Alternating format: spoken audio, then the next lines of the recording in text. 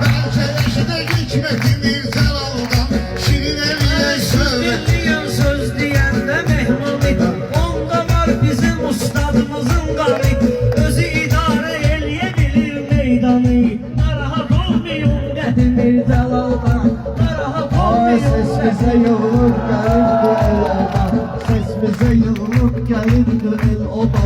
Xüsusilə bizim qohum əqraba, necə ki yeganə gəlmiş idi baba.